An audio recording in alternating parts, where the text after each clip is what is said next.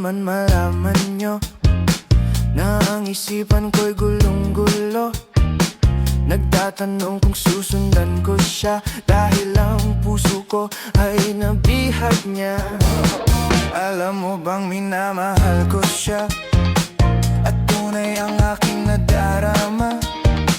Kahit ako'y nagmumukhang tanga, ay ayos lang basta kasama siya.